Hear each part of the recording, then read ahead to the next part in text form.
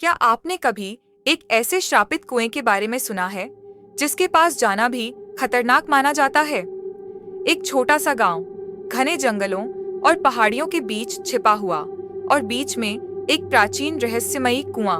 आज हम आपको लेकर चलेंगे इस डरावनी कहानी की दुनिया में, जहां एक जिज्ञासु लड़की ने इस रहस्य को जानने की हिम्मत की। तो बने रहिए हमारे साथ, क्योंकि ये कहानी आपके रोंगटे खड़े कर देगी। आगे क्या हुआ, चलिए जानते हैं। एक गांव था जो घने जंगलों और पहाड़ियों से घिरा हुआ था।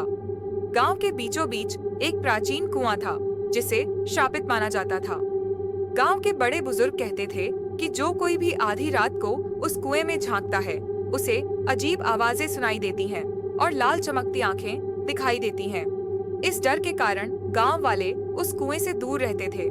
रिया, गांव की 10 साल की जिज्ञासु और साहसी लड़की, इन कहानियों को महज अफवाह मानती थी। एक दिन उसने अपने माता पिता को यह चर्चा करते हुए सुना कि कुएं से अजीब आवाजें आ रही हैं। यह सुनकर उसकी उत्सुकता बढ़ गई। उसने अपने दोस्तों को इस बारे में बताया और उनमें से कुछ ने उसे कुएं के रहस्य का पता लगाने की चुनौती दी। आधी रात को रिया और उसके कुछ दोस्त लालटेन लेकर कुएं के पास पहुंचे। ठंडी हवा चल रही थी और वातावरण में डरावनी खामोशी थी। जैसे ही वे कुएं के करीब पहुंचे, अचानक अजीब फुसफुसाहटें सुनाई देने लगीं। लालटेन की रोशनी में उन्होंने देखा कि कुएं से एक चमकदार आकृति निकल रही है। वह एक भूत था जिसकी आंखों में गहरी उदासी थी। बच्चे डरकर भाग गए, लेकिन रिया वहीं रुकी रही। भूत ने रिया से कहा कि वह उसे नुकसान नहीं पहुंचाएगा। उसने अपनी कहानी सुनाई।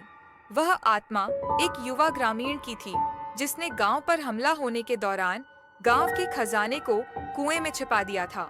उसने उस खजाने की रक्षा करते हुए अपनी जान गंवा दी थी।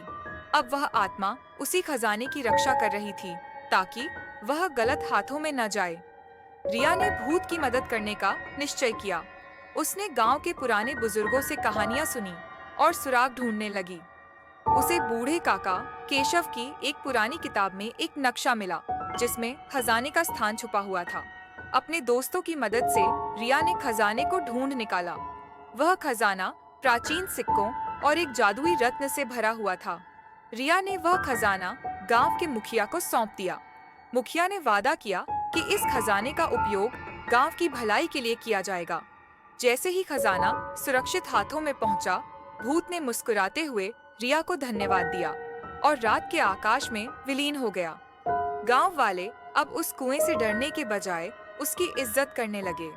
कुएं के पास भूत की स्मृति में एक स्मारक बनाया गया। रिया को गांव का नायक माना गया और वह कुआं अब डर का नहीं, बल्कि साहस और दया का प्रतीक बन गया।